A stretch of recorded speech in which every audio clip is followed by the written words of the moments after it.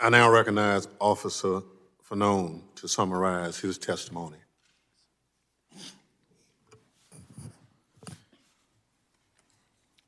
Thank you, Mr. Chairman, and members of this committee, for inviting me to provide my eyewitness testimony of the violent assault on our nation's Capitol on January 6, 2021. My name, for those of you who don't know, is Michael Fanone. And while I've been a sworn officer with the Metropolitan Police Department in Washington, D.C. for almost 2 decades, my law enforcement career actually began here in this building as a United States Capitol Police officer shortly after 9/11. In part because of the 2001 attack on our country by terrorists, I felt called to serve. As a Capitol Police officer, I was proud to protect this institution and dedicated members of Congress and their staff who work hard each day to uphold our American democracy. I remain proud of the work of the United States Capitol Police and MPD officers who literally commit their lives to protecting the safety of each of you and all of us in this room in our nation's capital. After leaving the United States Capitol Police, I became an MPD officer serving the residents of Washington, D.C. I have spent the majority of my nearly 20 years as a Metropolitan Police officer working in special mission units whose responsibilities include the investigation and arrest of narcotics traffickers and violent criminals. I've worked both as an undercover officer and a lead case officer in many of these investigations. In this line of work, it probably won't shock you to know that I've dealt with some dicey situations. I thought I had seen it all, many times over. Yet what I witnessed and experienced on January 6, 2021 was unlike anything I had ever seen, anything I had ever experienced or could have imagined in my country. On that day, I participated in the defense of the United States Capitol from an armed mob of thousands determined to get inside, because I was among the vastly outnumbered group of law enforcement officers protecting the Capitol and the people inside it. I was grabbed, beaten, tased, all while being called a traitor to my country. I was at risk of being stripped of and killed with my own firearm, as I heard chants of "kill him with his own gun." I could still hear those words in my head today. Although I regularly deal with risky situations on the job, nowhere in my wildest imagination did I ever expect to be in that situation or sitting here before you talking about it. That experience and its aftermath were something that not even my extensive law enforcement training could prepare me for. I was just one of hundreds of local police who lined up to protect Congress, even though I had not been assigned to do that. Some had asked why we ran to help when we didn't have to. I did that because I simply could not ignore what was happening. Like many other officers, I could not ignore the numerous calls for help coming from the Capitol complex. I'm a plainclothes officer assigned to the 1st District's crime suppression team. But for the first time in nearly a decade, I put on my uniform. When my partner, Jimmy Albright, and I arrived at the Capitol around 3 that afternoon, it was unlike any scene I had ever witnessed. Jimmy parked our police vehicle near the intersection of South Capitol Street and D Street in Southeast, and we walked to the Capitol, from there passing the Longworth House Office building. It was eerily quiet, and the sidewalks, usually filled with pedestrians, were empty. As we made our way to Independence Avenue, I could see dozens of empty police vehicles that filled the street, police barricades which had been abandoned, and hundreds of angry protesters, many of whom taunted us as we walked towards the Capitol building. Jimmy and I immediately began to search for an area where we could be of most assistance. We made our way through a door on the south side of the Capitol, walking then to the crypt and finally down to the lower West Terrace tunnel. It was there that I observed a police commander struggling to breathe as he dealt with the effects of CS gas that lingered in the air. Then I watched him collect himself, straighten his cap and trench coat adorned with its silver eagles, and return to the line. That commander was Ramey Kyle of the Metropolitan Police Department, and those images are etched into my memory, never to be forgotten. In the midst of that intense and chaotic scene, Commander Kyle remained cool, calm, and collected as he gave commands to his officers. "Hold the line," he shouted over the roar. Of course, that day, the line was the seat of our American government.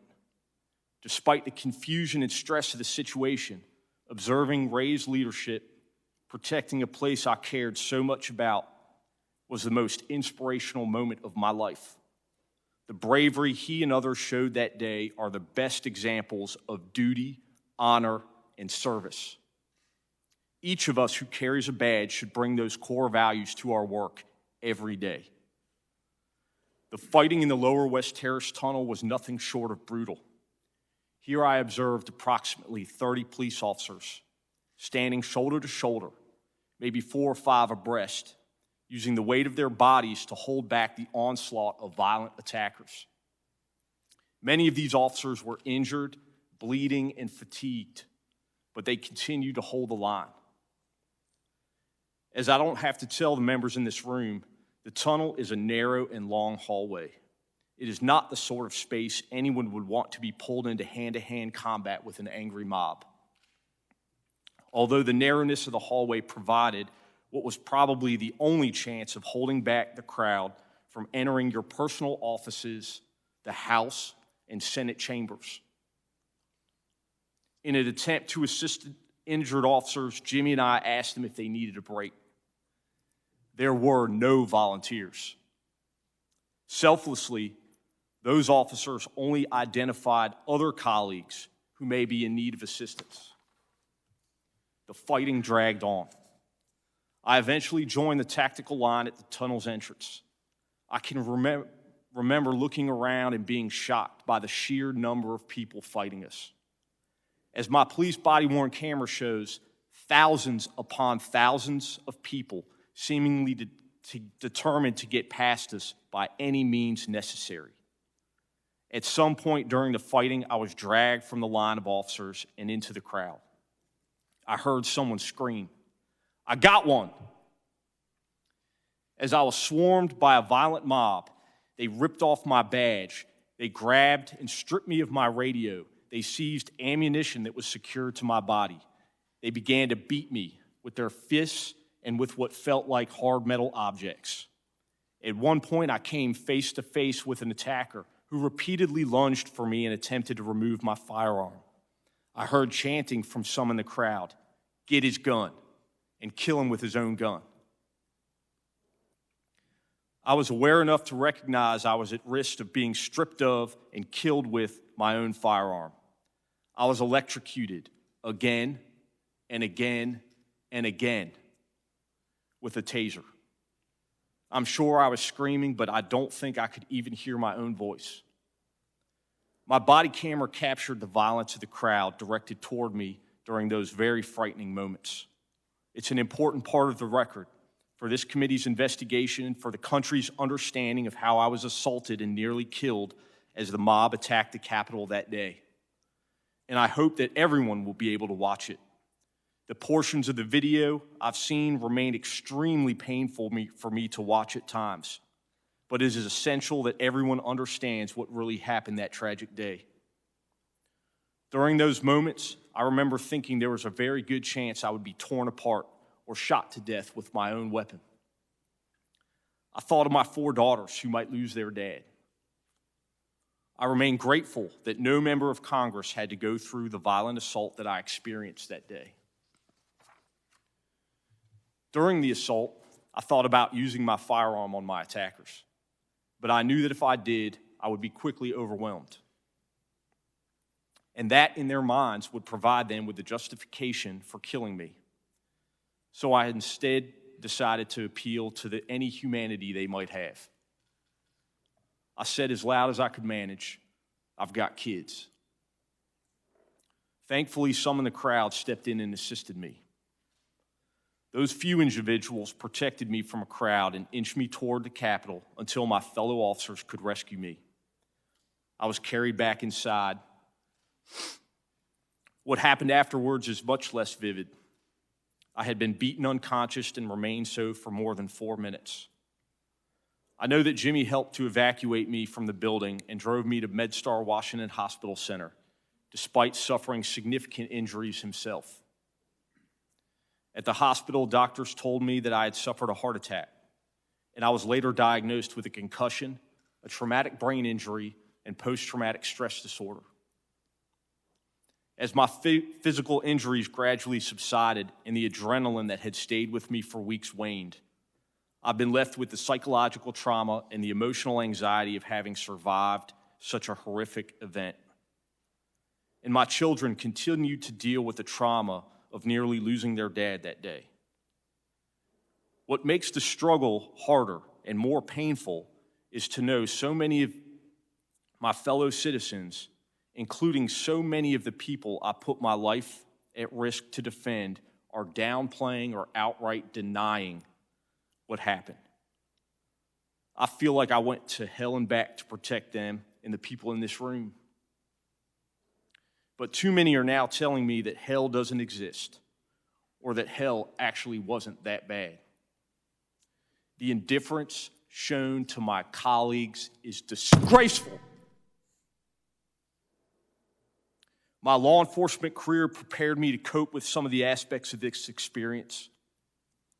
Being an officer, you know your life is at risk whenever you walk out the door, even if you don't expect otherwise law-abiding citizens to take up arms against you. But nothing, truly nothing, has prepared me to address those elected members of our government who continue to deny the events of that day, and in doing so, betray their oath of office. Those very members whose lives, offices, staff members I was fighting so desperately to defend. I agreed to speak here today and have talked publicly about what happened because I don't think our response to the insurrection should have anything to do with political parties. I know that what my partner Jimmy and I suited up for on January 6th didn't have anything to do with political parties or about politics or what political party any of you public servants belong to. I've worked in this city for 2 decades, and I've never cared about those things, no matter who was in office. All I've ever cared about is protecting you and the public, so you can do your job in service to this country and for those whom you represent. I appreciate your time and attention. I look forward to the committee's investigation, and I am hopeful with your commitment, we as a country will confront the truth of what happened on January 6th and do what is necessary to make sure this institution of our democracy never falls into the hands of a violent and angry mob. We must also recognize the officers who responded that day, many unsolicited, and their countless acts of bravery and selflessness. It has been 202 days since 850 MPD officers responded to the Capitol and helped stop a violent insurrection from taking over this Capitol complex, which almost certainly saved countless members of Congress and their staff from injury and possibly death. The time to fully recognize these officers is now. Thank you again for the opportunity to provide my testimony here today.